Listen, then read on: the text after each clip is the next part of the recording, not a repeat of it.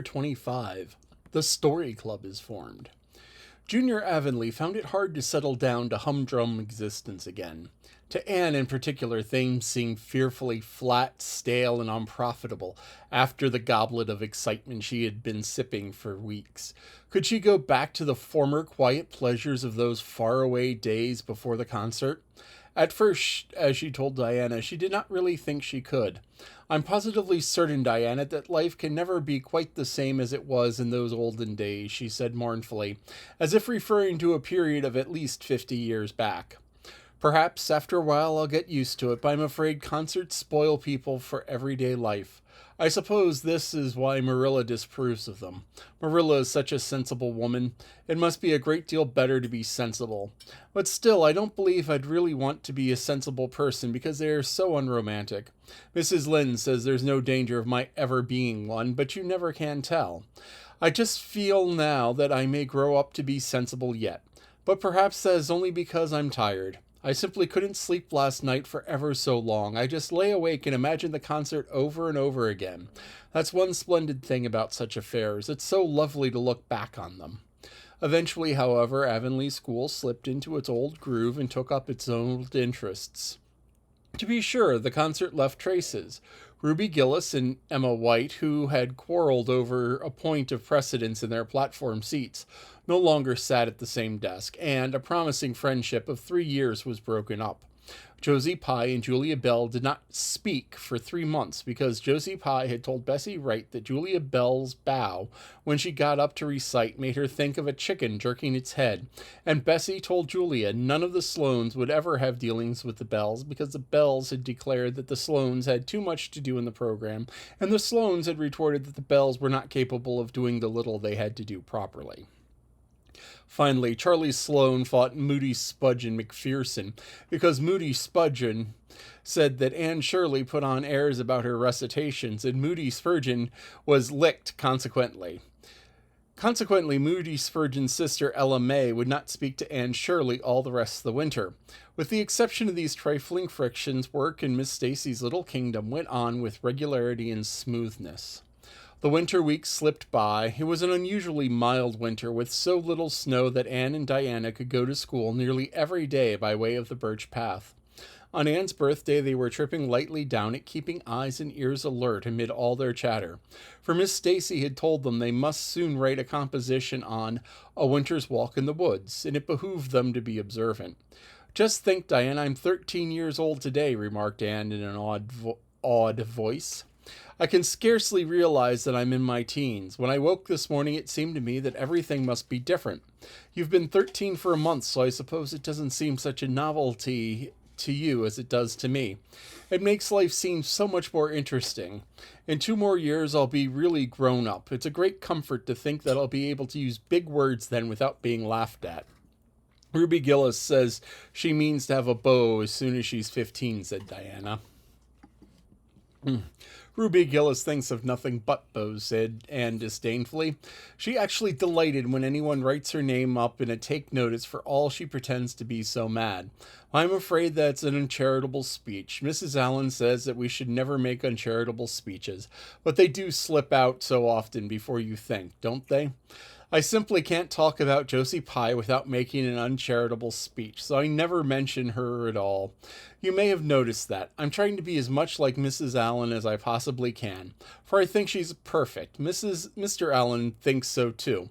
Mrs. Lynde says he just worships the ground she treads on, and she doesn't really think it right for a minister to set his affections so much on a mortal being. But then, Diana, even ministers are human and have their besetting sins just like everyone else. I had such an interesting talk with Mrs. Allen about besetting sins last Sunday afternoon. There are just a few things it's proper to talk about on Sundays, and that is one of them. My besetting sin is imagining too much and forgetting my duties. I'm striving very hard to overcome it, and now that I'm 13, perhaps I'll get on better. In 4 more years, we'll be able to put our hair up, said Diana. Alice Bell is only 16 and she's wearing hers up, but I think that's ridiculous. I shall wait until I'm 17. If I had Alice Bell's crooked nose, said Anne decidedly, I wouldn't. But there, I won't say that I was going to because it was extremely uncharitable. Besides, I was comparing it with my own nose, and that is vanity. I'm afraid I think too much about my nose ever since I heard that compliment about it long ago.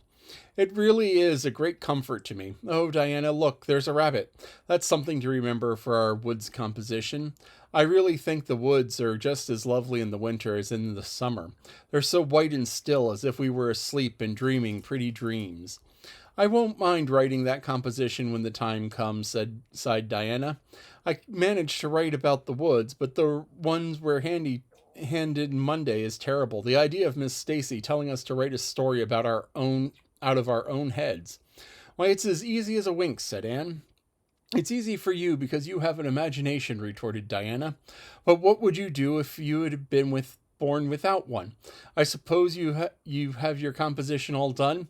Anne nodded, trying hard not to look virtuously complacent and failing miserably.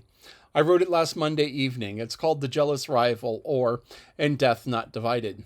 I read to Marilla, and she said it was stuff and nonsense. Then I read to Matthew, and he said it was fine. That's the kind of critic I like. It's a sad, sweet story.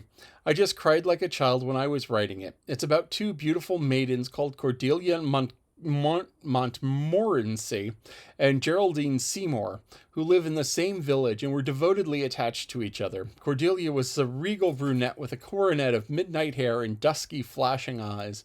Geraldine was a queenly blonde with hair like spun gold and velvety purple eyes. I never saw anybody with purple eyes, said Diana dubiously. Neither did I just imagined them. I wanted something out of the common. Geraldine had an alabaster brow, too. I've found out what an alabaster brow is. That's one of the advantages of being 13. You know so much more than you did when you were only 12. Well, what became of Cordelia and Geraldine? Asked Diana, who was beginning to feel rather interested in their fate. They grew in beauty side by side until they were 16. Then Bertram DeVere came to their native village and fell in love with the fair Geraldine. He saved her life when her horse ran away with her carriage, and she fainted in his arms, and he carried her home 3 miles because, you understand, the carriage was all smashed up. I found it rather hard to imagine the proposal because I had no experience to go by. I asked Ruby Gillis if she knew anything about how men propose, because I thought she might be likely to be an authority on the subject, having so many sisters married. Ruby told me that she was hid in the hall pantry when Malcolm Andrus proposed to her sister Susan. She said that Malcolm told Susan that his dad had given him the farm in his own name, and then said, "What do you say, darling pet, if we get hitched this fall?" And Susan said, "Yes, no, I don't know. Let me see." And there they were, engaged as quick as that. But I didn't think that sort of proposal was a very romantic one, so in the end I had to imagine it out as well as I could. I made it flowery and poetical, and Bertram went on his knee, though Ruby Gillis says that isn't done nowadays. Geraldine accepted him in a fine speech, a page long. I can tell you I took a lot of trouble with that speech. I rewrote it 5 times, and I look upon it as my masterpiece. Bertram gave her a diamond ring and a ruby necklace and told her they were to go to Europe for a wedding tour, for he was immensely wealthy. But then, alas, shadows began to darken over their path. Cordelia was secretly in love with Bertram herself, and when Geraldine told her about the engagement, she was simply furious, especially when she saw the necklace and diamond ring. All of her affection for Geraldine turned into bitter hate, and she vowed that she should never marry Bertram. But she pretended to be Geraldine's friend the same as ever. One evening they were standing on the bridge over a rushing turbulent stream, and Cordelia, thinking they were alone, pushed Geraldine over the brink with a wild, mocking "Ha ha ha!" But Bertram saw it all, and he at once plunged into the current, exclaiming, "I will save thee, my peerless Geraldine!" But alas, he had forgotten he couldn't swim, and they were both drowned, clasped in each other's arms. Their bodies were washed ashore soon afterwards. They were buried in the one grave, and their funeral was most imposing, Diana. It's so much more romantic to end a story with a funeral than with a wedding. As for Cordelia, she went insane with remorse and was shut up in a lunatic asylum. I thought that was a poetical retribution for her crime. How perfectly lovely, sighed Diana, who belonged to Matthew's school of critics. I don't see how you can make up such thrilling things out of your own head, Anne. I wish my imagination was as good as yours. It would be if you'd only cultivate it, said Anne cheeringly. I just thought of a plan, Diana. Let you and me have a story club all of our own and write stories for practice. I'll help you along until you can do them by yourself. You ought to cultivate your imagination, you know. Miss Stacy says so. Only we must take the right way. I told her about the haunted wood, but she said that we went the wrong way about in that. This was how the story club came into existence.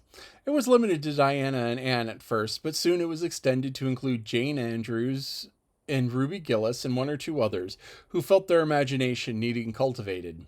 No boys were allowed in it, although Ruby Gillis opined that their admission would make it more exciting, and each member had to produce one story a week. It's extremely interesting, Anne told Marilla. Each girl has to read her story out loud and then we talk it over. We're going to keep them all sacredly and have them read to our descendants. We each write our name under a nom de plume. Mine is Rosamond Morency. All the girls do pretty well. Ruby Gillis is rather sentimental. She puts too much lovemaking into her stories, and you know too much is worse than too little.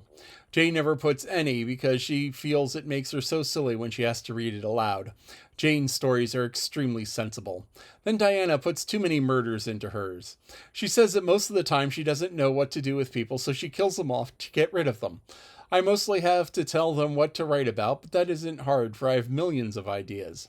I think this story writing business is the foolishest yet, scoffed Marilla.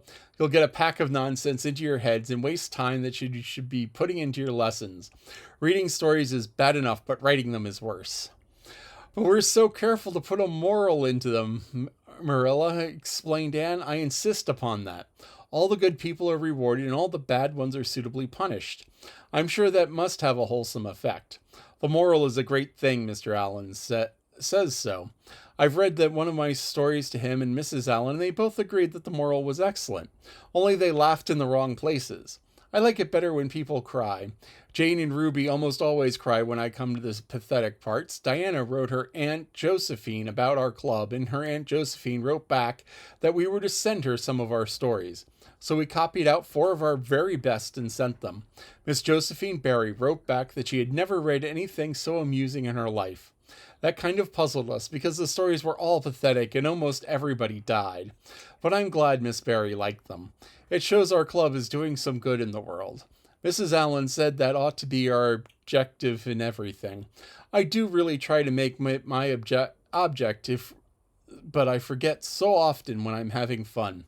I hope I shall be a little like Mrs. Allen when I grow up. Do you think there's any prospect in it, Marilla? I shouldn't say there was a great deal, was Marilla's encouraging answer. I'm sure Mrs. Allen was never such a silly, forgetful little girl as you are. No, but she wasn't really as good as she is now either, said Anne seriously. She told me so herself. That is, she said that she was a dreadful mischief when she was a girl, and was always getting into scrapes. I feel so encouraged when I heard that. It's very wicked of me, Marilla, to feel encouraged when I hear that other people have been bad and mischievous. Mrs. Lynde says it is. Mrs. Lynde says that she's always shocked when she hears of anyone having been naughty, no matter how small they were. Mrs. Lynde said she once heard a minister confess that when he was a boy he stole a strawberry tart out of his aunt's pantry, and she'd never had any respect for that minister again. Now, I wouldn't have felt that way. I'd have thought that I was a real noble of him to confess it, and that I'd have thought what an encouraging thing it would be for small boys nowadays who do naughty things, and are sorry for them, to know that perhaps they may grow up to be ministers in spite of it. That's how I feel, Marilla. The way I feel at present, Anne, said Marilla, is that it's high time that you had those dishes washed. You've now taken half an hour longer than you should have with all your chattering. Learn to work first and talk afterwards.